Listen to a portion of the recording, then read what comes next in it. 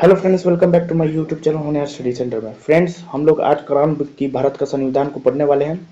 इसे 3 पार्ट में पूरा कंप्लीट किया जाएगा। कोशिश रहेगी कि एक भी प्रश्न आपका किसी भी एग्जाम का हो छूटे नहीं। पूरा कंसेप्ट के साथ इसे शुरू किया गया है और यह फर्स्ट पार्ट है। यदि आपको यह वीडियो पसंद आए तो प्लीज चैनल को सब्सक्राइब करें। धन्यवाद। तो चलिए शुरू करते हैं आज का।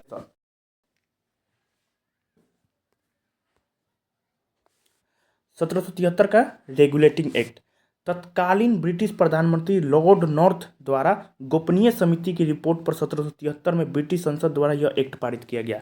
तो ब्रिटिश संसद द्वारा यह एक्ट जो है पारित किया गया था। कब पारित किया गया था? 1773 में लॉर्ड नॉर्थ द्वारा। उस समय ब्रिटिश प्रधानमंत्री को था लॉर्ड नॉर्थ द्वारा गोपनीय समिति की रिपोर्ट पर 1773 में ब्रिटिश संसद द्वारा यह एक्ट पारित किया गया। ठीक। इस एक्ट का मुख्य उद्देश्य कंपनी में व्याप्त भ्रष्टाचार एवं कुशासन को दूर करना था। ठीक है। मद्रास एवं बंबई प्रेसिडेंसियों को कलकत्ता प्रेसिडेंसी के अधीन कर दिया गया। कलकत्ता प्रेसिडेंसी के प्रमुख को गवर्नर की जगह गवर्नर जनरल कहा जाने लगा। 1773 एक्ट के तहत पहले गवर्नर कहा जाता था, बाद में इसको गवर्नर जनरल कहा जाने लगा। ठीक है। गवर्नर जनरल और उनकी परिषद इंग्लैंड स्थित निदेशक बोर्ड के प्रति उत्तरदायी थे। इस एक्ट में एक उच्चतम न्यायालय के गठन का प्रावधान था, जिसके तहत 1774 में कलकत्ता में 4 सदस्यीय कितने सदस्यीय 4 सदस्यीय उच्चतम न्यायालय गठित किया गया। कब किया गया था? 1774 में। किस एक्ट के तहत? तो 1773 के रेगुलेटिंग एक्ट के तहत ये मतलब उच्चतम न्यायालय का गठन किया गया था। ठीक। बंगाल प्रेसिडेंसी का पहला गवर्नर जनरल वॉरेन हेस्टिंग था। बंगाल प्रेसिडेंसी का पहला गवर्नर जनरल कौन था? तो वॉरेन हेस्टिंग था तथा उसकी परिषद के 4 सदस्य थे, Philip Francis, Monson, Barwell, Clavering. Bengal presidency का पहला गवर्नर जनरल वॉरेन हेस्टिंग था तथा उसकी परिषद के 4 सदस्य थे, Philip Francis, Monson, Barwell, क्लेवरिन। Act के तहत स्थापित भारत के पहले उच्चतम न्यायालय के प्रधान न्यायाधीश सर एलिजा इम्पे थे। ठीक है। उच्चतम न्यायालय का जो प्रथम न्यायाधीश बना वो कौन बना? वो Elijah Impey, sir Elijah Impey. ठीक। आगे बढ़ते हैं। 1784 का Pitt's India Act. Pitt's India Act ने कंपनी के व्यापारिक एवं राजनीतिक कार्यकलापों को एक दूसरे से अलग कर दिया। ठीक। पिट्स इंडिया एक्ट ने कंपनी के व्यापारिक एवं राजनीतिक कार्यकलापों को एक दूसरे से अलग कर दिया।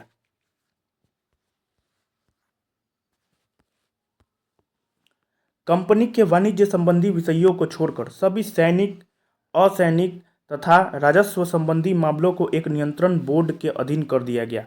इस अधिनियम द्वारा द्वैध शासन की शुरुआत हुई, जो 1858 तक विद्यमान रही। इस अधिनियम द्वारा द्वैध शासन की शुरुआत हुई, जो 1858 तक विद्यमान रही। 1793 का चार्टर एक्ट। 1793 का चार्टर एक्ट। इस एक्ट के द्वारा कंपनी के व्यापारिक अधिकारों को 20 वर्ष के लिए बढ़ा दिया गया। कितने वर्षों के लिए बढ़ा दिया गया? तो 20 वर्ष के लिए बढ़ा दिया गया 1793 का चार्टर एक्ट के द्वारा। एक्ट के तहत बोर्ड ऑफ कंट्रोल के अधिकारियों को वेतन भारतीय कोष से मिलने लगे। किस एक्ट के द्वारा? तो 1793 के चार्टर एक्ट के द्वारा जो वेतन है वो भारतीय कोष से मिलने लगा। ठीक। 1813 का चार्टर एक्ट। 1813 का चार्टर एक्ट। इस एक्ट के अंतर्गत कंपनी के भारतीय व्यापार के एकाधिकार को समाप्त कर दिया गया, किंतु चीन से व्यापार और चाय के व्यापार का एकाधिकार बना रहा। इस एक्ट के अंतर्गत कंपनी के भारतीय व्यापार के एकाधिकार को समाप्त कर दिया गया, किंतु चीन से व्यापार और चाय के व्यापार का एकाधिकार बना रहा।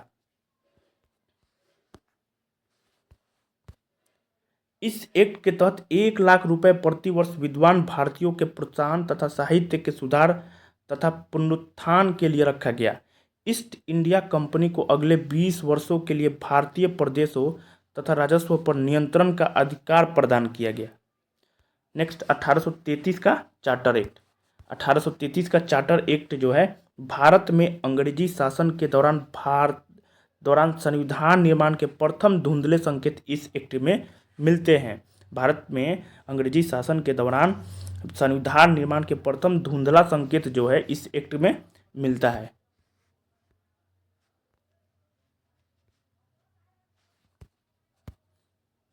इस एक्ट से कंपनी के व्यापारिक एकाधिकार को समाप्त कर दिया गया। उसे भविष्य में केवल राजनीतिक कार्य ही करने थे। इस एक्ट से कंपनी के व्यापारिक एकाधिकार को समाप्त कर दिया गया। उसे भविष्य में केवल राजनीतिक कार्य ही करना था। ठीक, इस एक्ट के द्वारा भारतीय प्रशासन का केंद्रीकरण किया गया। भारतीय प्रशासन का केंद्रीकरण किया गया। बंगाल का गवर्नर अब भारत का गवर्नर जनरल बना दिया गया। लॉर्ड विलियम बेंटिंक भारत के पहले गवर्नर जनरल बने। लॉर्ड विलियम बेंटिंक भारत के पहले गवर्नर जनरल बने। विधायी कार्य के लिए परिषद का विस्तार किया गया, जिससे पहले 3 सदस्यों के अतिरिक्त एक विधि सदस्य को जोड़ दिया गया। इस एक्ट के द्वारा गवर्नर जनरल की सरकार भारत सरकार और उसकी परिषद भारत परिषद कहलाने लगी। भारतीय कानूनों को लिपिबद्ध तथा सुधारने के उद्देश्य से लॉर्ड मैकाले की अध्यक्षता में प्रथम विधि आयोग का गठन भी किया गया। मतलब मैकाले की अध्यक्षता में प्रथम विधि आयोग का गठन जो है ये 1833 के चार्टर एक्ट के तहत किया गया था। 1853 का चार्टर एक्ट 1853 का चार्टर एक्ट 1853 का एक्ट अंतिम चार्टर एक्ट था। बहुत ध्यान देने वाली योग्य बात है कि कौन सा एक्ट अंतिम चार्टर एक्ट था, तो 1853 का चार्टर एक्ट। बंगाल के लिए लेफ्टिनेंट गवर्नर जनरल नियुक्त किया गया। बंगाल के लिए लेफ्टिनेंट गवर्नर जनरल नियुक्त किया गया। विधायी परिषद और कार्यकारी परिषद को अलग किया गया। विधायी परिषद और कार्यकारी परिषद को दोनों को 1853 के चार्टर एक्ट के तहत अलग कर दिया गया।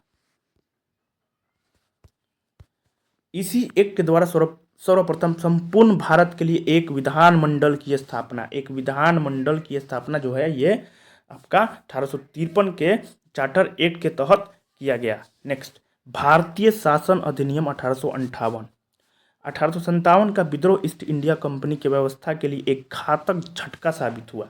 1857 का विद्रोह ईस्ट इंडिया कंपनी की व्यवस्था के लिए एक घातक झटका साबित हुआ। यह एक्ट 1858 का भारत के उत्तम प्रशासन के लिए act act for the good government of India बना। इस अधिनियम द्वारा भारत के शासन को कंपनी के हाथों से निकालकर ब्रिटिश क्राउन को सौंप दिया गया। किस एक्ट के तहत? तो 1858 के द्वारा। ठीक, इस अधिनियम द्वारा 1784 के पिट्स इंडिया एक्ट द्वारा लागू द्वैध शासन प्रणाली को समाप्त कर दिया गया। 1858 के अधिनियम द्वारा क्या किया गया? 1784 में जो पिट्स इंडिया एक्ट आया था उसके द्वारा जो लागू किया गया था द्वैध शासन प्रणाली, उसको क्या किया गया? समाप्त कर दिया गया। भारत के राज्य सचिव का पद सृजित किया गया। ठीक है, भारत के राज्य सचिव का पद सृजित किया गया, जिसे 15 सदस्यीय की एक परिषद भारत परिषद के नाम से जाना जाता था, की सहायता से भारत पर शासन करने का अधिकार दिया गया। ठीक, किस अधिनियम के द्वारा? 1858 के। भारत के गवर्नर जनरल को अब वायसराय की उपाधि मिली, जो क्राउन का सीधा प्रतिनिधि था। लॉर्ड कैनिंग भारत के पहले वायसराय बने। लॉर्ड कैनिंग जो है भारत के पहले वायसराय बने। गवर्नर जनरल का पद भारत सरकार के विधायी कार्य का प्रतीक था तथा सम्राट का प्रतिनिधित्व करने के कारण उसे वायसराय कहा गया। भारतीय परिषद अधिनियम 1861।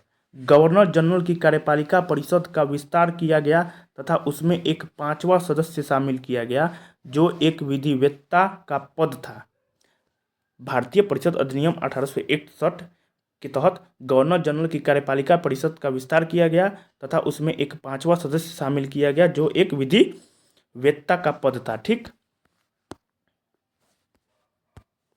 विधायी कार्यों के लिए कम से कम 6 तथा अधिक से अधिक 12 अतिरिक्त सदस्य सम्मिलित किए गए।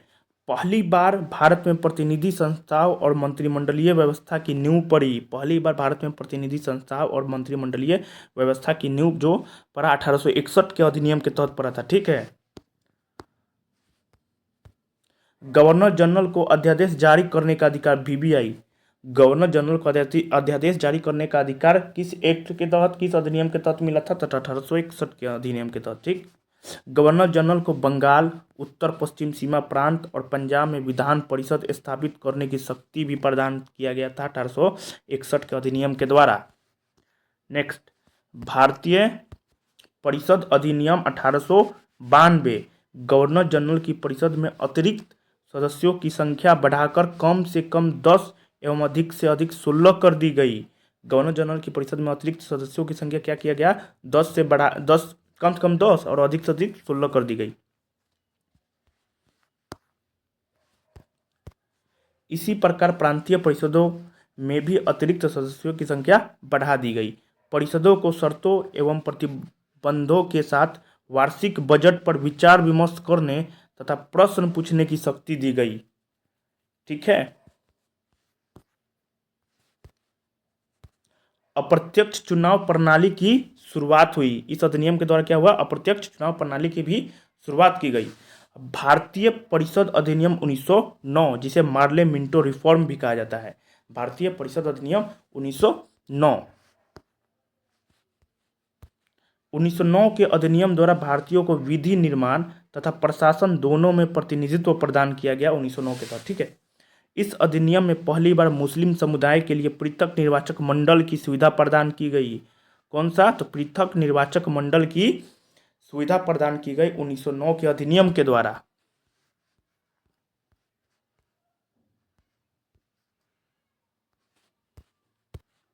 इस अधिनियम में केंद्रीय तथा प्रांतीय विधायी शक्ति को बढ़ाया। परिषद के सदस्यों को बजट विवेचना करने तथा उस पर प्रश्न करने का अधिकार दिया गया। किसके तहत, तो 1909 के अधिनियम के तहत। ठीक है। सत्येंद्रनाथ सिन्हा को गवर्नर जनरल की कार्यकारिणी का प्रथम भारतीय विधि सदस्य नियुक्त किया गया। कौन, तो सत्येंद्र सिन्हा को गवर्नर जनरल की कार्यकारिणी का प्रथम भारतीय विधि सदस्य नियुक्त किया गया। भारतीय विधान परिषद में सदस्यों की संख्या 60 की गई और 9 पदेन सदस्यों का प्रावधान किया गया। भारतीय परिषद अधिनियम 1919 जिसको मॉन्टेग्यू चेम्सफोर्ड सुधार भी कहा जाता है। इस अधिनियम के तहत द्विसदनीय व्यवस्था स्थापित की गई। 1919 का जो अधिनियम था इसके तहत द्विसदनीय व्यवस्था स्थापित किया गया।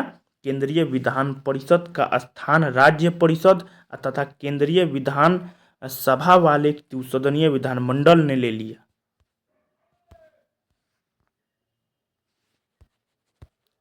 राज्य परिषद में सदस्यों की संख्या 60 थी। कितनी थी, 60 थी, जिसमें 34 सदस्य निर्वाचित होते थे।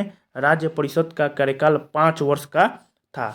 केंद्रीय विधानसभा में सदस्यों की संख्या 145 निर्धारित की गई, जिसमें 104 निर्वाचित तथा 41 मनोनीत होते थे। इसका कार्यकाल जो था वो 3 वर्ष का था। ठीक। सदस्यों का चुनाव सीमांकित निर्वाचन क्षेत्रों द्वारा प्रत्यक्ष रूप से किया जाना था। निर्वाचन के लिए अर्हताएं सांप्रदायिक समूह, निवास और संपत्ति पर आधारित थी। द्वैध शासन। इस एक्ट के द्वारा 8 प्रमुख प्रांतों में जिन्हें गवर्नर के प्रांत कहा जाता था, द्वैध शासन की पद्धति शुरू की गई। प्रांतों में द्वैध शासन प्रणाली के जनक लियोनस कार्टियस थे। याद रखना है, प्रांतों में द्वैध शासन प्रणाली के जनक कौन था, तो लियोनस कार्टियस। ठीक। प्रांतीय विषयों को 2 भागों में बांटा गया, आरक्षित विषय एवं हस्तांतरित विषय। आरक्षित विषय में कौन कौन था, तो भू राजस्व, वित्त, कानून व्यवस्था, सिंचाई, खनिज संसाधन, न्याय, पुलिस प्रशासन, उद्योग। क्या क्या, तो भू राजस्व, वित्त, कानून व्यवस्था, सिंचाई, खनिज संसाधन, न्याय, पुलिस प्रशासन, उद्योग आदि आते थे। ठीक। हस्तांतरित विषय। हस्तांतरित विषय में क्या क्या था, तो इसमें शिक्षा, लोक स्वास्थ्य, कृषि, मापतौल, स्थानीय स्वयं शासन, सार्वजनिक मनोरंजन पर नियंत्रण, आबकारी आदि प्रमुख है।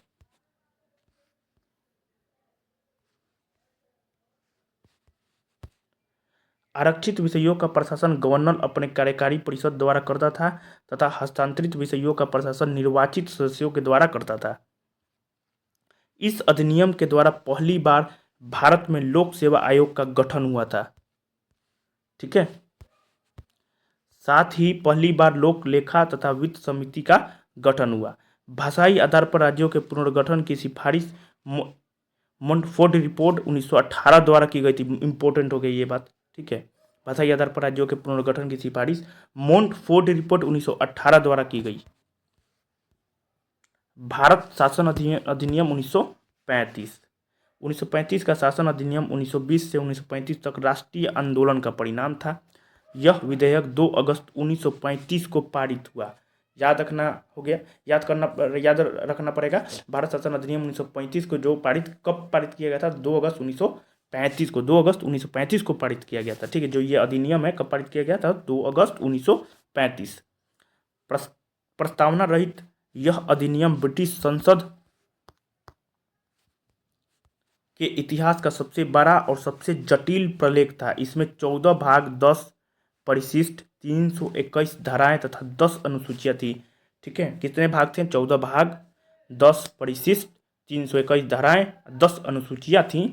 भारत का वर्तमान संवैधानिक ढांचा काफी हद तक इस अधिनियम पर आधारित है। इस अधिनियम की सबसे उल्लेखनीय विशेषता यह थी कि ब्रिटिश प्रांतों तथा संघ में शामिल होने के लिए तैयार भारतीय रियासतों का अखिल भारतीय संघ बनाने का प्रावधान रखा गया 1935 में। ठीक, उस 1935 के अधिनियम के द्वारा प्रांतों में द्वैध शासन व्यवस्था को समाप्त कर प्रांतों में पूर्ण उत्तरदायी सरकार बनाई गई। प्रांतों में द्वैध शासन व्यवस्था को समाप्त कर प्रांतों में पूर्ण उत्तरदायी सरकार बनाई गई। द्वैध शासन की व्यवस्था अब केंद्र में लागू की गई। सुरक्षा, वैदेशिक संबंध, धार्मिक मामलों को गवर्नर जनरल के हाथों में केंद्रित किया गया तथा अन्य मामलों में गवर्नर जनरल की सहायता के लिए मंत्रिमंडल की व्यवस्था की गई। संघीय न्यायालय की स्थापना की गई। कौन से अधिनियम के द्वारा? तो 1935 के अधिनियम के द्वारा, जिसके विरुद्ध अपील प्रिवी काउंसिल लंदन में की जा सकती थी। इस अधिनियम के तहत बर्मा को भारत से अलग कर दिया गया और उड़ीसा तथा सिंध 2 नए प्रांत बनाए गए। बहुत ही इंपॉर्टेंट हो गया। किस अधिनियम के तहत बर्मा को भारत से अलग किया गया था? तो भारत परिषद अधिनियम 1935 के तहत। ठीक, सांप्रदायिक निर्वाचन पद्धति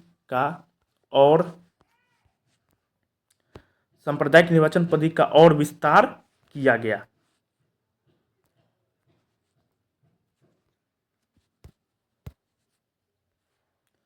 प्रधानमंत्री तथा मंत्री जैसे शब्दों का प्रयोग पहली बार किया गया था इस अधिनियम में। ठीक है, प्रधानमंत्री या मंत्री परिषद जैसे शब्दों का प्रयोग पहली बार किया गया।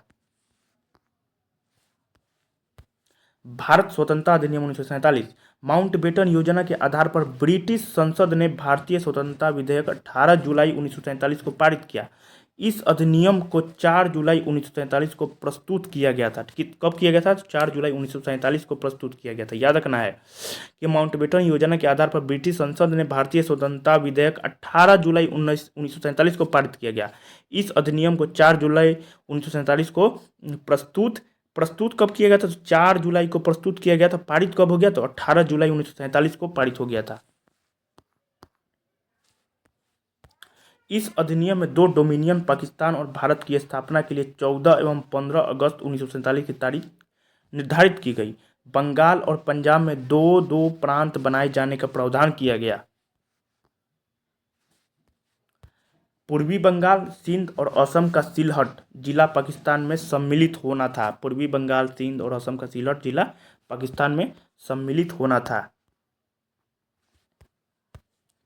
15 अगस्त 1947 को ब्रिटिश क्राउन का भारत पर आधिपत्य समाप्त हो गया। कब? 15 अगस्त 1947 को। भारतीय रियासतें इन दोनों डोमिनियन में से किसी एक में शामिल हो सकती है। जो भारतीय रियासतें थीं इन दोनों डोमिनियन में से किसी एक में शामिल हो सकती थी। दोनों डोमिनियन के अलग अलग गवर्नर जनरल होगा जिसकी नियुक्ति महामहिम द्वारा की जाएगी। मतलब ब्रिटिश के जो राजा होगा या रानी होगी उसके द्वारा। ठीक, दोनों डोमिनियन की स्वतंत्र सत्ता को मान्यता दी गई तथा उन्हें ब्रिटिश कॉमनवेल्थ से अलग होने का अधिकार भी दिया गया। दोनों राज्यों को अपने लिए पृथक संविधान सभा के गठन का अधिकार दिया गया। दोनों राज्यों को अपने लिए पृथक संविधान सभा के गठन का भी अधिकार दिया गया। दोनों राज्यों की सीमा के निर्धारण के लिए सर रेडक्लिफ की अध्यक्षता में सीमा आयोग का गठन किया गया। दोनों राज्यों की सीमा के निर्धारण के लिए सर रेडक्लिफ की अध्यक्षता में सीमा आयोग का गठन किया गया। नेक्स्ट, संविधान सभा।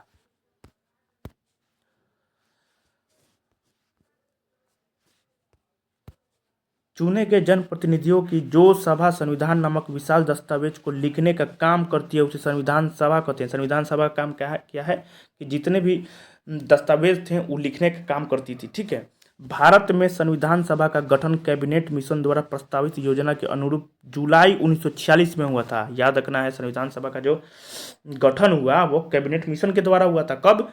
तो जुलाई 1946 में।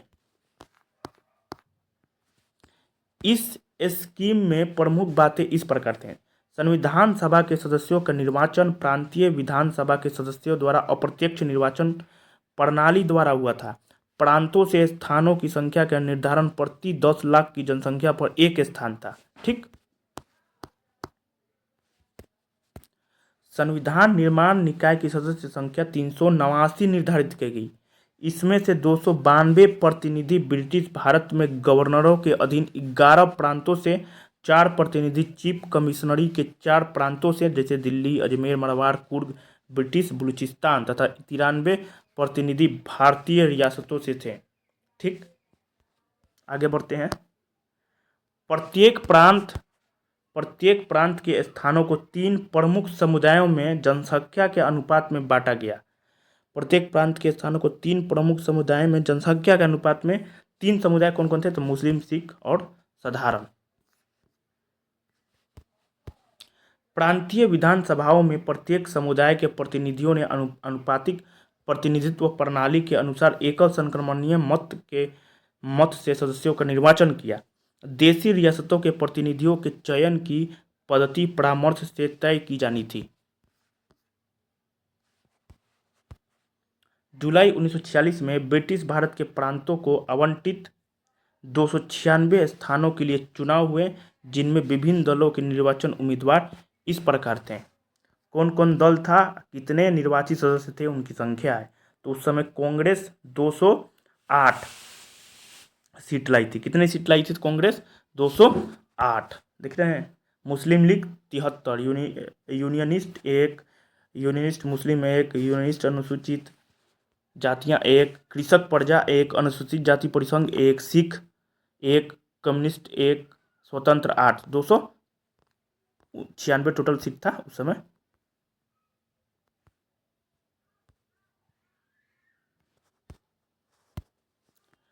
जून 1947 की योजना के अधीन पाकिस्तान के लिए एक पृथक विधानसभा बनी।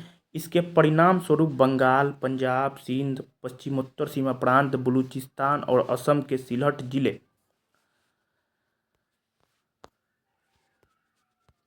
के सदस्य भारत की संविधान सभा के सदस्य नहीं रहे। पश्चिमी बंगाल एवं पूर्वी पंजाब में पुनः निर्वाचन हुए। संविधान का अधिनियम। जब विभाजन के पश्चात 31 अक्टूबर 1947 को संविधान सभा की बैठक बुलाई गई, तब उसके कुल सदस्यों की संख्या 299 थी। कितने थी? 299 थी, जिनमें से 70 प्रतिनिधि देशी रियासतों से थे। इनमें से 284 सदस्य 26 नवंबर 1949 को वास्तव में उपस्थित थे। 26 नवंबर 1949 को वास्तव में उपस्थित थे और उन्होंने अंतिम रूप से पारित संविधान पर अपने हस्ताक्षर किए। ठीक। संविधान सभा की बैठक। संविधान सभा का विधिवत उद्घाटन 9 दिसंबर 1946 दिन सोमवार प्रातः 11 बजे हुआ। याद रखना है दिन कौन सा था? तो सोमवार था, 9 दिसंबर 1946 को। ठीक। 9 दिसंबर 1946 को सच्चिदानंद सिन्हा को अस्थायी अध्यक्ष बनाया गया। 9 दिसंबर 1946 को सच्चिदानंद सिन्हा को अस्थायी अध्यक्ष बनाया गया। संविधान सभा की प्रथम बैठक नई दिल्ली स्थित काउंसिल चैम्बर के पुस्तकालय भवन में हुई, जिसे अब कॉन्स्टिट्यूशन हाता कहा जाता है। ठीक। आगे बढ़ते हैं। 11 दिसंबर 1946 को डॉक्टर राजेंद्र प्रसाद को संविधान सभा का स्थायी अध्यक्ष निर्वाचित किया गया। 11 दिसंबर 1946 को डॉक्टर राजेंद्र प्रसाद को संविधान सभा का स्थायी अध्यक्ष निर्वाचित किया गया। H.C. मुखर्जी को उपाध्यक्ष तथा B.N. राव को संविधान सभा का संवैधानिक सलाहकार नियुक्त किया गया। जवाहरलाल नेहरू ने 13 दिसंबर 1946 को ऐतिहासिक उद्देश्य प्रस्ताव प्रस्तुत किया, जिसे संविधान सभा ने 22 जनवरी 1947 को स्वीकार कर लिया। संविधान सभा द्वारा उद्देश्य प्रस्ताव की स्वीकृति के पश्चात संविधान रचना के विभिन्न पहलुओं से निपटने हेतु विभिन्न समितियां नियुक्त की गई। अब ये समितियां याद करना है।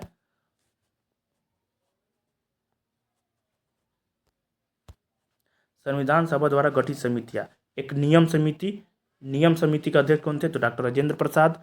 संचालन समिति के डॉक्टर राजेंद्र प्रसाद। प्रारूप समिति के डॉक्टर भीमराव अम्बेडकर। प्रारूप समिति के डॉक्टर भीमराव अम्बेडकर। प्रारूप समिति के डॉक्टर भीमराव अम्बेडकर। संघ संविधान समिति के जवाहरलाल नेहरू। संघ संविधान समिति के जवाहरलाल नेहरू अध्यक्ष हैं। प्रांतीय संविधान समिति के सरदार वल्लभ भाई पटेल। प्रांतीय संविधान समिति के सरदार वल्लभ भाई पटेल। वित्त एवं कर्मचारी समिति के डॉक्टर राजेंद्र प्रसाद।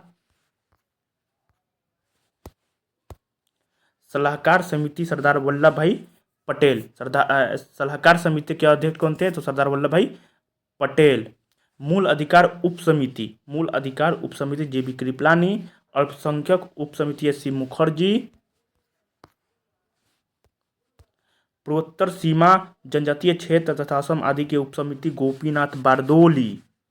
अपवर्जित और भागत अपवर्जित क्षेत्र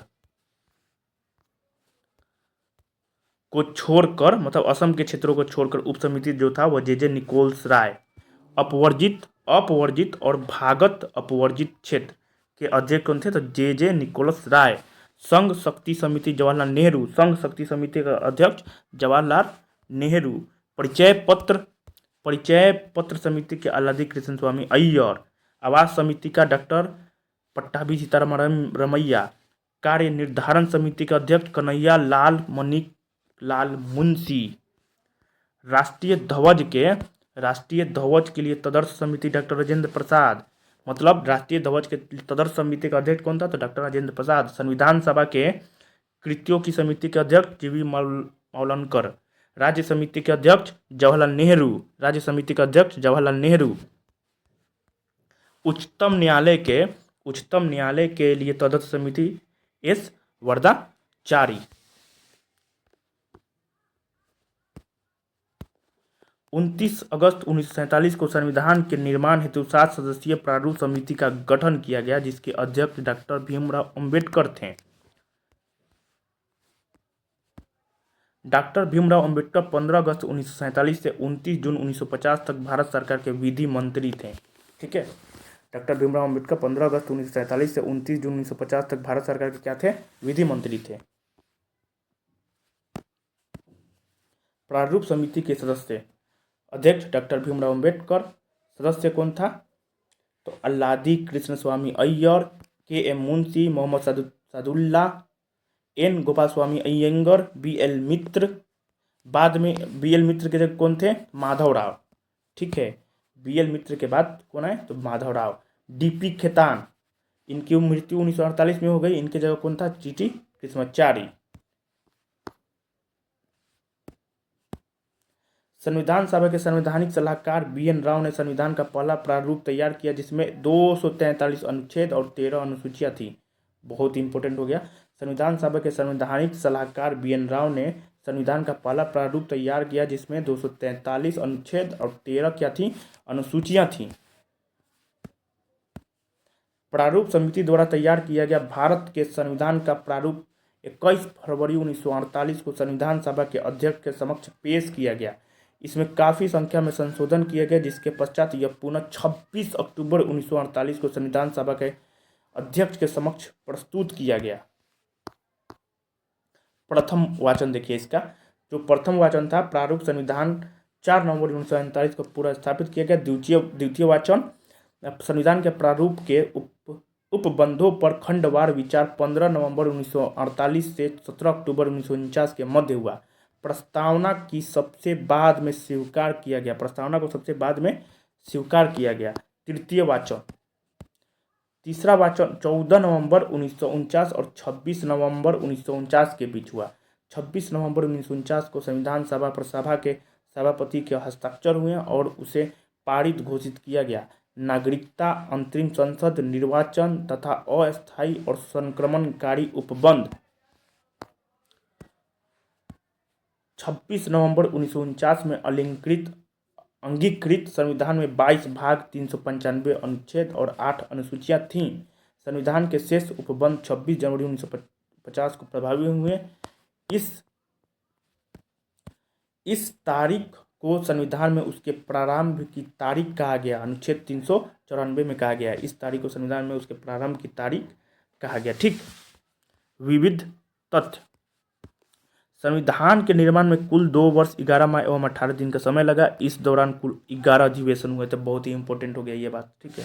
संविधान के प्रारूप पर 114 दिन चर्चा हुई। खर्च कितना लगा था संविधान के निर्माण में? कुल कितना खर्च हुआ था? 63,96,729 63,96,729।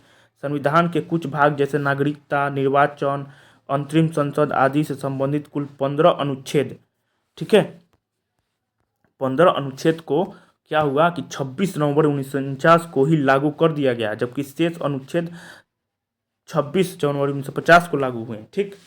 संविधान सभा की अंतिम बैठक 24 जनवरी 1950 को हुई और उसी दिन संविधान सभा के अध्यक्ष डॉक्टर राजेंद्र प्रसाद को भारत का प्रथम राष्ट्रपति नियुक्त किया गया। कब? तो 24 जनवरी 1950 को। बहुत याद रखना है, ये 24 जनवरी 1949 को अंतिम बैठक जो हुआ था, उसी दिन ये आपके राष्ट्रपति चुने गए थे। अंतरिम मंत्रिमंडल 2 सितंबर 1946 अंतरिम मंत्रिमंडल का गठन 2 सितंबर 1946। जवाहरलाल नेहरू मंत्रिमंडल के प्रमुख। विदेशी तथा राष्ट्रमंडल से संबंधित थे जवाहरलाल नेहरू। वल्लभ भाई पटेल क्या थे? तो वल्लभ भाई पटेल को गृह, सूचना तथा प्रशासन मंत्रालय मिला था वल्लभ भाई पटेल को। बलदेव सिंह को क्या मिला था? तो रक्षा मंत्रालय मिला था। डॉक्टर जॉन मथाई उद्योग तथा आपूर्ति विभाग के थे। ठीक है। सी राजगोपालाचारी शिक्षा से। CH भाभा खान तथा बंदरगाह से। डॉक्टर राजेंद्र प्रसाद क्या थे? तो डॉक्टर राजेंद्र प्रसाद खाद्य एवं कृषि मंत्री। आसफ अली रेलवे। जगजीवन राम श्रम। लियाकत अली वित्त। अब्दुल रब नस्तार संचार से। जोगेंद्र नाथ मंडल विधि। इंपॉर्टेंट यही है। ठीक है। जोगेंद्र नाथ मंडल विधि। गजनफर अली खां स्वास्थ्य। II चुंद्रीगढ़ वाणिज्य। ठीक है। गजनफर अली खां स्वास्थ्य, II चुंद्रीगढ़ वाणिज्य से।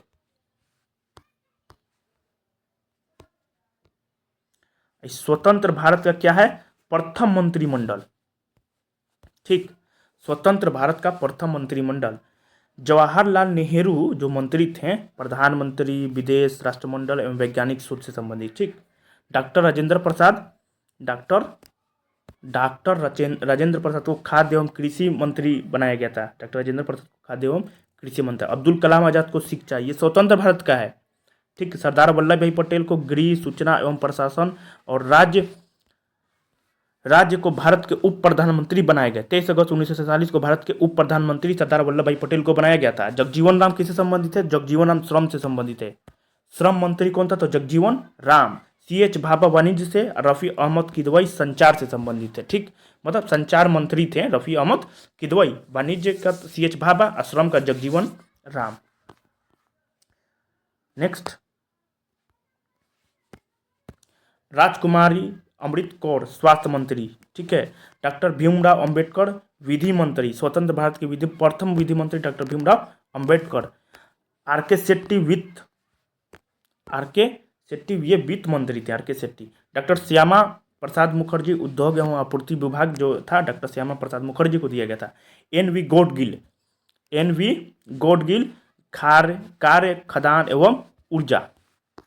जॉन मथाई क्या थे? पहले रेलवे एवं परिवहन मंत्री जॉन मथाई। बलदेव सिंह को रक्षा सौंपा गया था। संविधान सभा के अन्य कार्य।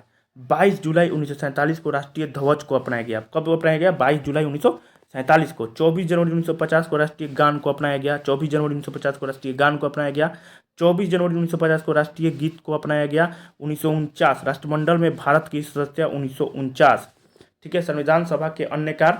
22 जुलाई 1947 को राष्ट्रीय ध्वज को अपनाया गया। 24 जनवरी 1950 को राष्ट्रीय गान को अपनाया गया। 24 जनवरी 1950 को राष्ट्रीय गीत को अपनाया गया। मतलब 24 जनवरी 1950 और 24 जनवरी 1950 मतलब गान और गीत दोनों को अपनाया गया। ठीक। 1949 राष्ट्रमंडल में भारत की सदस्यता 1949, ये भी इंपॉर्टेंट हो गया।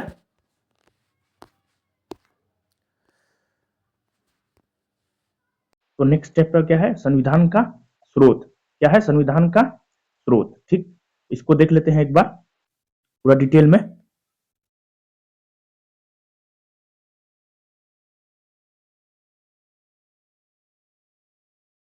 भारतीय संविधान के प्रावधानों का लगभग 2/3 भाग भारत शासन अधिनियम 1935 से लिया गया। मतलब कितना भाग, 2/3 भाग जो है भारत शासन अधिनियम से लिया गया।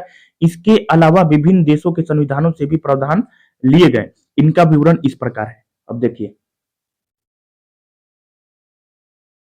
भारत शासन अधिनियम 1935, तो क्या क्या लिया भारत शासन अधिनियम 1935 के तहत, संघात्मक व्यवस्था। संघात्मक व्यवस्था जो लिया गया था वो भारत शासन अधिनियम के तहत लिया गया था। नेपालिका की शक्ति जो है, नेपालिका की शक्ति, ये भारत शासन अधिनियम के तहत लिया गया। राजनीति की आधारभूत संरचना जो है, राजनीति की आधारभूत संरचना, ये भी आपका भारत शासन अधिनियम के तहत ही लिया गया है। ठीक, लोक सेवा आयोग, ये भी क्या है, तो भारत शासन अधिनियम 1935 के तहत लिया गया है। क्या क्या, तो संघात्मक व्यवस्था, नेपालिका की शक्ति, राजनीति की आधारभूत संरचना, लोक सेवा आयोग, जो कि भारत शासन अधिनियम 1935 के तहत लिया गया। अब जर्मनी के संविधान से क्या क्या लिया गया, तो आपातकालीन उपबंध। जर्मनी के संविधान से क्या लिया गया, तो आपातकालीन उपबंध जो है ये जर्मनी के संविधान से लिया गया। रूस से क्या लिया गया, रूस का पहले नाम क्या था, तो पूर्व सोवियत संघ। क्या नाम था, तो पूर्व सोवियत संघ, इसका रूस का पहले नाम था। इससे रूस से क्या लिया गया, तो मूल कर्तव्य। रूस से क्या लिया गया था, मूल कर्तव्य। ठीक, अमेरिका के संविधान, मतलब अमेरिका के संविधान से क्या क्या लिया गया, तो एक तो मौलिक अधिकार लिया गया, सर्वोच्च न्यायालय लिया गया, न्यायिक पुनर्विलोकन एवं न्यायपालिका की स्वतंत्रता। ठीक, एक तो मौलिक अधिकार, सर्वोच्च न्यायालय, न्यायिक पुनर्विलोकन एवं न्यायपालिका की स्वतंत्रता। ठीक, आगे देखिए, संविधान की सर्वोच्चता। संविधान की सर्वोच्चता जो कि अमेरिका के संविधान से लिया गया। राष्ट्रपति पर महाभियोग की प्रक्रिया, ये किससे लिया गया, तो आपका अमेरिका के संविधान से लिया गया। ठीक, उपराष्ट्रपति का पद एवं राज्यसभा में पदेन सभापति किसके द्वारा लिया गया, तो अमेरिका के संविधान के द्वारा लिया गया। ठीक, आगे देखिए, राष्ट्रपति में संघ की कार्यपालिका शक्ति। राष्ट्रपति में संघ की कार्यपालिका शक्ति, ये किसके द्वारा लिया गया, तो वही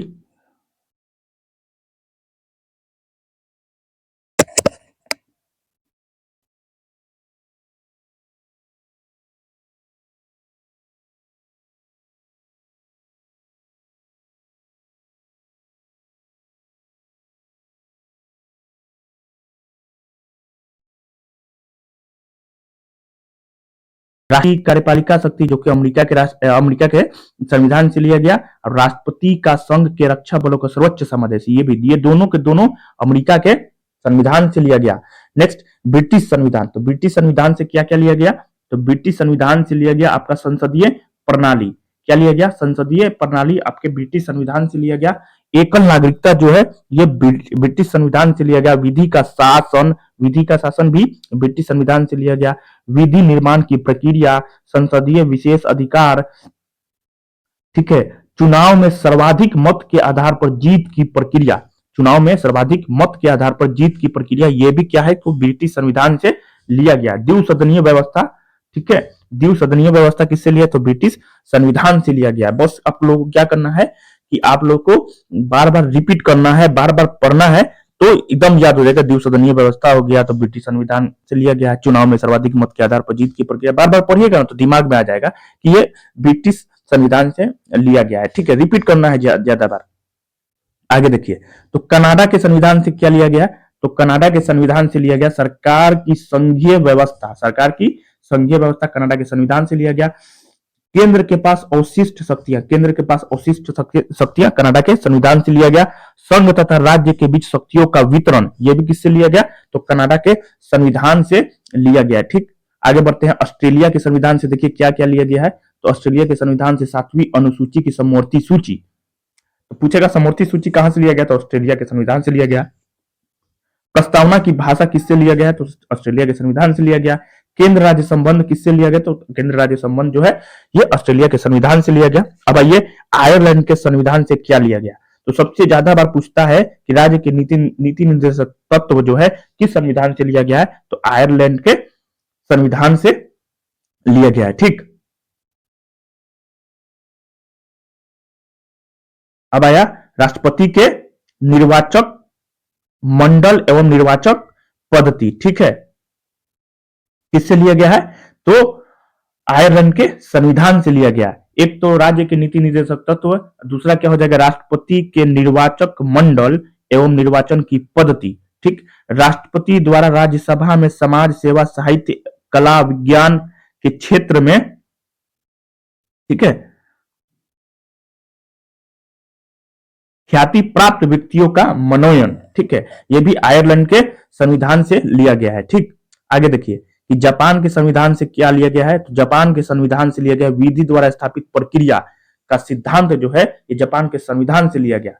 ठीक है, विधि द्वारा स्थापित प्रक्रिया का सिद्धांत किससे लिया गया है, तो जापान के संविधान से लिया गया है। संविधान संशोधन की प्रक्रिया, संविधान संशोधन की प्रक्रिया किससे लिया गया है, तो दक्षिण अफ्रीका से लिया गया है। ठीक है, दक्षिण अफ्रीका के संविधान से संविधान संशोधन की प्रक्रिया, विधि द्वारा स्थापित प्रक्रिया का सिद्धांत जो है जापान के संविधान से लिया गया है। ठीक, आइए नेक्स्ट, अब देखिए भाग एक किससे संबंधित है, भाग एक जो है संघ और उसका राज्य क्षेत्र अनुच्छेद 1 से 4। ठीक है, भाग एक जो है वो संघ और उसका राज्य क्षेत्र अनुच्छेद 1 से 4, इसमें मतलब जिक्र किया गया। भाग एक में क्या है, संघ और उसका राज्य क्षेत्र का जिक्र किया गया। ठीक, भाग दो में क्या है, तो नागरिकता है। भाग दो में क्या है आपका नागरिकता, अनुच्छेद 5 से 11 के बीच में इसका जिक्र किया गया है। भाग 3 में मूल अधिकार हो जाएगा, भाग एक में संघ और उसका राज्य क्षेत्र। ठीक है, भाग 2 में नागरिकता, भाग 3 में मूल अधिकार। मूल अधिकार का वर्णन कितना है, 12 से 35 के बीच, अनुच्छेद 12 से 35 के बीच मूल अधिकार का वर्णन किया गया है। भाग 4 में क्या है, राज्य के नीति निर्देशक तत्व, अनुच्छेद 36 से 51 के बीच में इसका जिक्र किया गया है। पहला भाग 1 संघ और उसका राज्य क्षेत्र, भाग 2 नागरिकता, भाग 3 में मूल अधिकार, भाग 4 में राज्य के नीति निर्देशक तत्व। भाग 4 के क में मूल कर्तव्य को रखा गया है। ठीक है, ठीक है, भाग 4 के क में मूल कर्तव्य, कौन सा अनुच्छेद में मूल कर्तव्य का जिक्र है, तो अनुच्छेद 51 का क। देखिए 4 का क में भी मूल कर्तव्य है, अनुच्छेद 51 के क के तहत मूल कर्तव्य का जिक्र किया गया। ठीक है, भाग 5 में किसको रखा गया है, तो भाग 5 में संघ को रखा गया है, अनुच्छेद 52 से 151।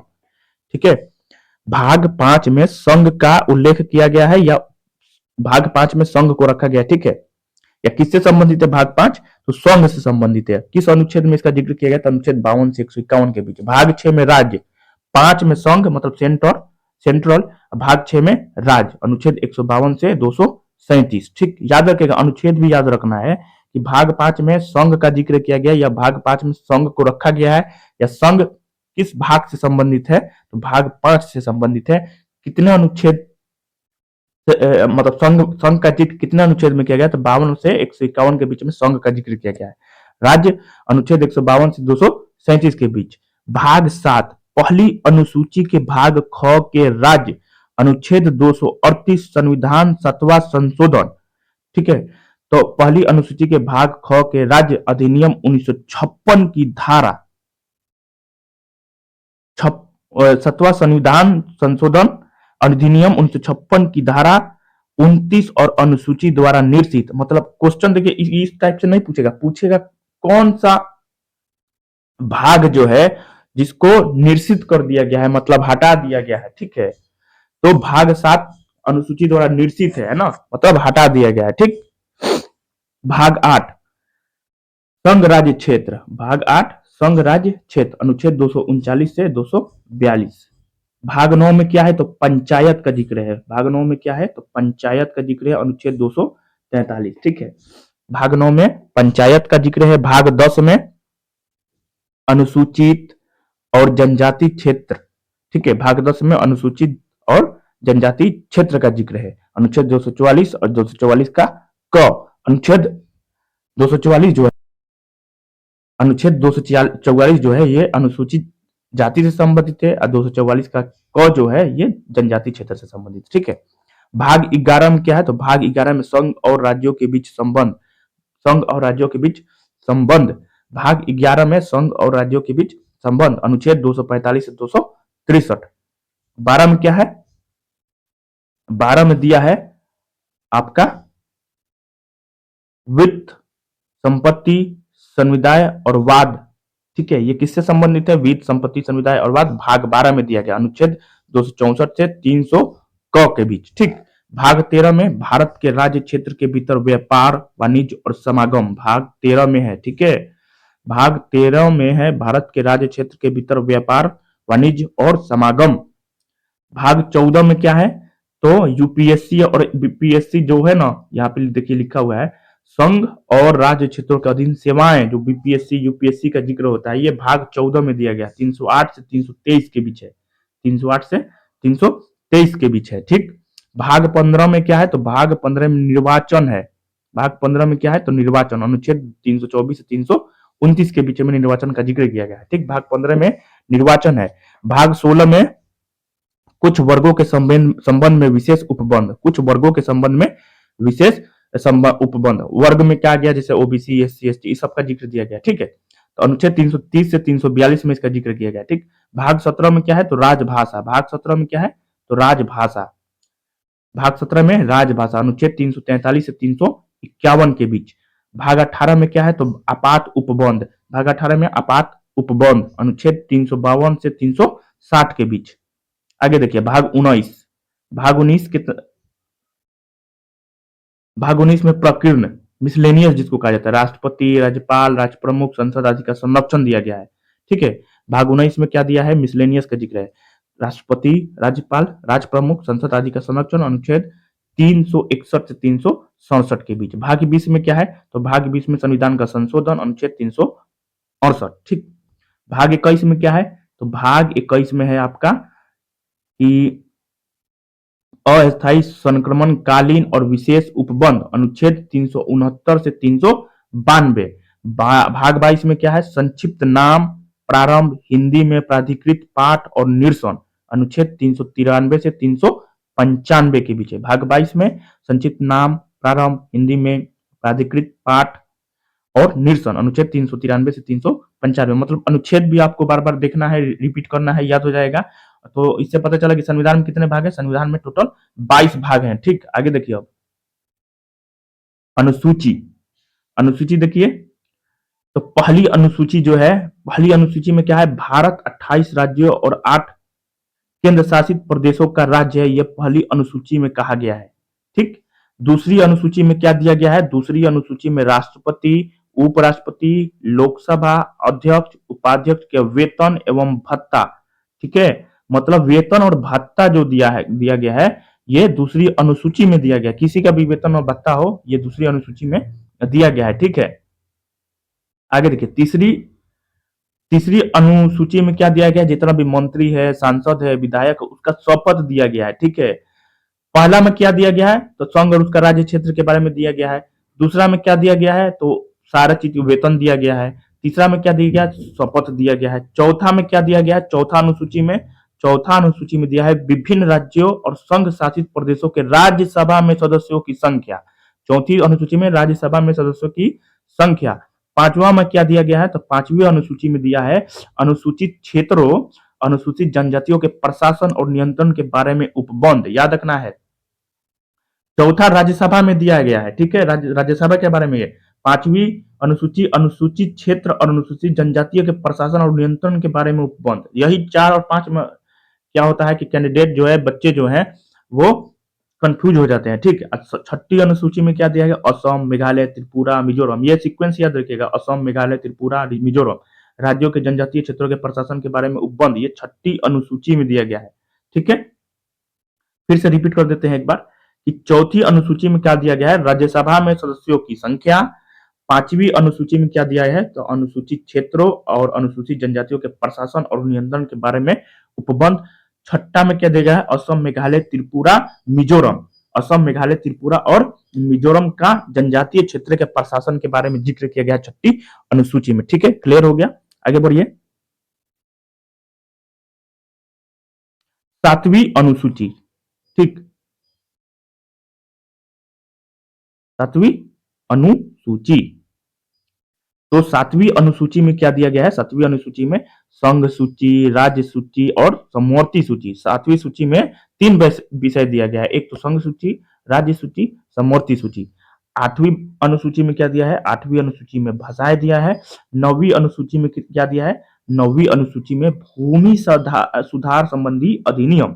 7वीं अनुसूची में तो 3 विषय का जिक्र किया गया है, एक तो संघ सूची, राज्य सूची और समवर्ती सूची। ठीक, 8वीं अनुसूची में क्या दिया है? भाषाएं, जितना भी लैंग्वेज है 22 भाषाएं हैं वो 8वीं अनुसूची में दिया गया है। ठीक है, 9वीं अनुसूची में क्या दिया गया है? तो भूमि सुधार संबंधी अधिनियम। भूमि सुधार संबंधी अधिनियम किसमें दिया गया है? तो 9वीं अनुसूची में। आगे बढ़िए। ठीक है, नेक्स्ट 10वीं अनुसूची क्या हो जाएगा? 10वीं अनुसूची। 10वीं अनुसूची में दल परिवर्तन के आधार पर निर्भरता के बारे में उपबंध। ठीक है, 10वीं अनुसूची में क्या है? दल परिवर्तन के आधार पर निर्भरता के बारे में उपबंध। 11वीं अनुसूची में क्या दिया है? 11वीं अनुसूची में दिया है पंचायतों की शक्तियां, प्राधिकार और उत्तरदायित्व। याद रखना है, 10वीं अनुसूची दल बदल से संबंधित है। ठीक है, 11वीं अनुसूची आपका पंचायत से संबंधित है और 12वीं अनुसूची जो है ये नगर पालिका से संबंधित है। ठीक, समझ में आ गया? 10वीं अनुसूची दल बदल से संबंधित है, 11वीं अनुसूची पंचायत की शक्तियों से संबंधित है, मतलब पंचायत से संबंधित है, 12वीं अनुसूची नगर पालिका से संबंधित है। ठीक है, तो भारत के संविधान में टोटल 22 भाग हैं, 12 आपका अनुसूची है और 395 अनुच्छेद है। ठीक है, 395 अनुच्छेद। आगे बढ़ते हैं। ये नेक्स्ट चैप्टर है संघ और उसका राज्य क्षेत्र। ठीक है, संघ और उसके राज्य क्षेत्र के बारे में जिक्र है। ठीक है, तो भाग 1 और भाग 1 के अनुच्छेद 1 से 4 में इसका जिक्र किया गया है, संघ और उसके राज्य क्षेत्र का। ठीक है, इसको पूरा डिटेल में हम लोग देखते हैं। चलिए, तो अनुच्छेद 1, अनुच्छेद 1 में क्या कहा गया है ये देखिए। में यह निर्धारित किया गया है कि भारत अर्थात इंडिया राज्यों का संघ होगा। जो इंडिया है वो यूनियन होगा स्टेट्स का। ठीक है, भारत के राज्य क्षेत्र में राज्यों के राज्य क्षेत्र, संघ राज्य क्षेत्र, ऐसे अन्य क्षेत्र जो अर्जित किए जाए आते हैं। ठीक है,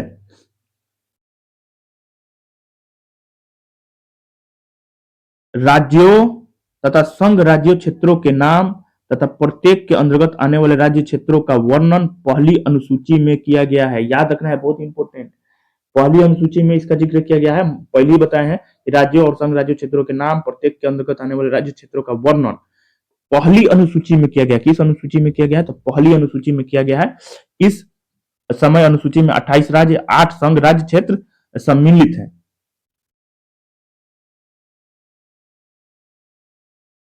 अनुच्छेद 2 में यह उपबंध है कि संसद विधि द्वारा ऐसे निबंधनों एवं शर्तों पर जो वह ठीक समझे संघ में नए राज्यों का प्रवेश या उनकी स्थापना कर सकती है। अनुच्छेद 2 में क्या वर्णन किया गया है कि नए राज्यों का प्रवेश और उनकी स्थापना कर सकेगी। नए राज्यों का प्रवेश एवं उनकी स्थापना कर सकेगी।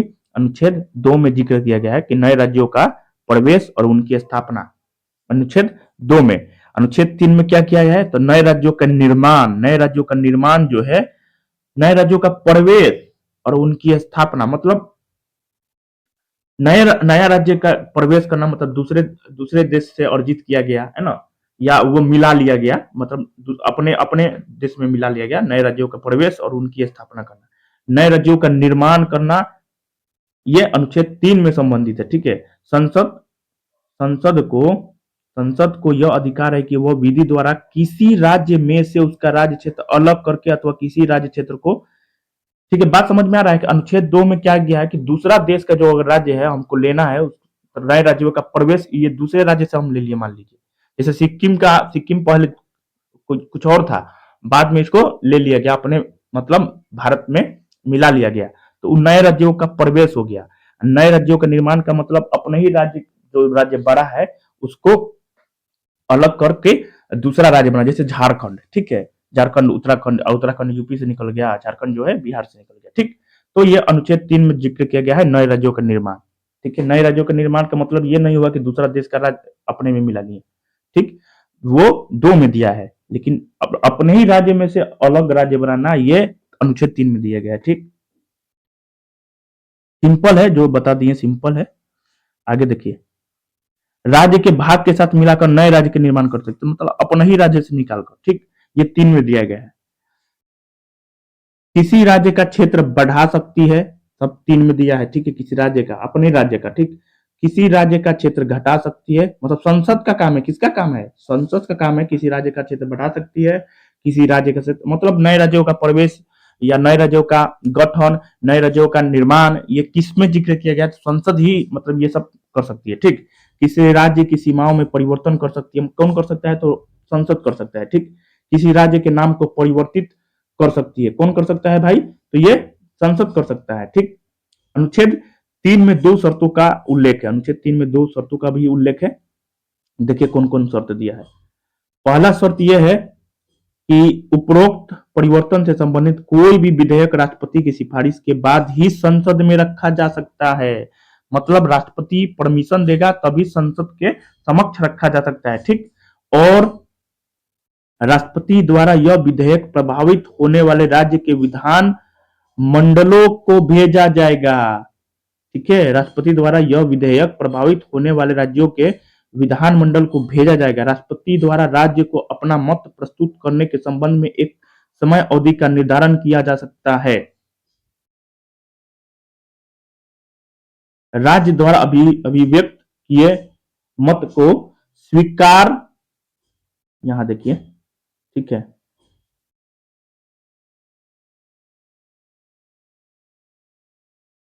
स्वीकार अथवा अस्वीकार करने के लिए संसद बाध्य नहीं है। अनुच्छेद 4 में क्या दिया है कि अनुच्छेद 2 और 3 के अधीन निर्मित कोई भी कानून अथवा विधि अनुच्छेद 368 के प्रयोजनार्थ इस संविधान का संशोधन नहीं समझे जाएंगे। अनुच्छेद 4 में क्या दिया गया, अनुच्छेद 2 और 3 के अधीन निर्मित कोई भी कानून अथवा विधि अनुच्छेद 368 के प्रयोजनार्थ इस संविधान का संशोधन नहीं समझे जाएंगे, ठीक। इस प्रकार अर्थात इस प्रकार के कानून को एक साधारण बहुमत और साधारण विधायी प्रक्रिया के द्वारा पारित किया जाएगा। राज्यों का गठन, इसका देखिए, राज्यों का गठन जो है, स्वतंत्रता के समय भारत में 2 प्रकार की राजनीतिक इकाइयां थी, एक तो देशी रियासत था, दूसरा ब्रिटिश सरकार के अधीन प्रांत, ठीक है। तो आगे चलते हैं। सरदार पटेल एवं वीपी मेनन, दो नाम याद रखना है, सरदार पटेल और वीपी मेनन ने देशी रियासतों के विलय में महत्वपूर्ण भूमिका निभाई, बहुत ही इंपॉर्टेंट। सरदार पटेल और वीपी मेनन ने देशी रियासतों के विलय में महत्वपूर्ण भूमिका निभाई। भाषाई आधार पर राज्यों के पुनर्गठन को 1948 में गठित दर आयोग ने अस्वीकार कर दिया था, ठीक है। भाषाई आधार पर राज्यों के पुनर्गठन को 1948 में गठित दर आयोग ने अस्वीकार कर दिया। हालांकि 1953 में आंध्र प्रदेश का गठन भाषाई आधार पर किया गया। यह भाषाई आधार पर गठित देश का प्रथम राज्य है, ठीक है। 1953 में आंध्र प्रदेश का गठन भाषाई आधार पर किया गया। यह भाषाई आधार पर गठित देश का प्रथम राज्य कौन है, तो आंध्र प्रदेश है, जिसका गठन 1953 में हुआ था, ठीक। आगे बढ़ते हैं। 22 दिसंबर 1953 को राज्यों के पुनर्गठन हेतु फजल आयोग गठित किया गया। कौन सा आयोग, तो फजल आयोग। कब, तो 22 दिसंबर 1953 को राज्यों के पुनर्गठन हेतु, ठीक, फजल आयोग का गठन किया गया। इस आयोग की रिपोर्ट के आधार पर राज्य पुनर्गठन अधिनियम 1956 संसद द्वारा पारित किया गया। अधिनियम भी याद रखना है, ठीक है, अधिनियम 1956 द्वारा। इस अधिनियम में कुल, ठीक है, इस अधिनियम में कुल 14 राज्य, एक तो आंध्र प्रदेश, असम, बंबई, बिहार, जम्मू कश्मीर, केरल, मध्य प्रदेश, मद्रास, मैसूर, उड़ीसा, उत्तर प्रदेश, पंजाब, राजस्थान, पश्चिम बंगाल तथा 6 केंद्र शासित प्रदेश दिल्ली, मणिपुर। देखिए उस समय 6 केंद्र शासित प्रदेश में आपका मणिपुर था, त्रिपुरा था, हिमाचल प्रदेश था, अंडमान निकोबार द्वीप समूह था, लक्षद्वीप था, ठीक, मिनिकॉय एवं अमीन द्वीप थे, ठीक, याद रखना है। 1966 में शाह आयोग, 1966 में शाह आयोग की संस्तुतियों के आधार पर पंजाब तथा हरियाणा राज्यों का पुनर्गठन।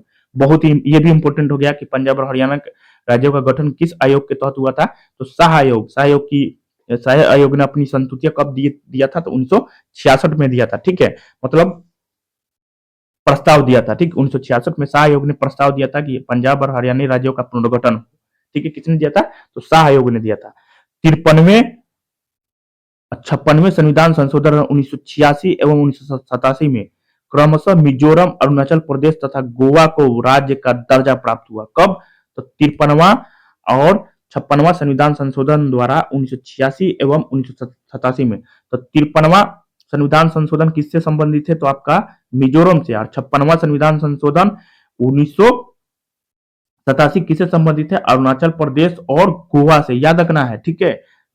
53वें तथा 56वें संविधान संशोधन द्वारा 1986 एवं 1987 में क्रमशः मिजोरम, अरुणाचल प्रदेश तथा गोवा को राज्य का दर्जा प्राप्त हुआ। नवंबर 2000 में उत्तर प्रदेश, मध्य प्रदेश एवं बिहार को पुनर्गठित कर क्रमशः उत्तराखंड, छत्तीसगढ़ एवं झारखंड राज्यों का गठन किया गया। ये भी इंपॉर्टेंट हो गया कि कब अलग किया गया, तो उत्तराखंड उत्तर प्रदेश से कब, तो 2000 में, मध्य प्रदेश से आपका छत्तीसगढ़ 2000 में, अब बिहार से झारखंड तो 2000 में, नवंबर 2000 में, ठीक।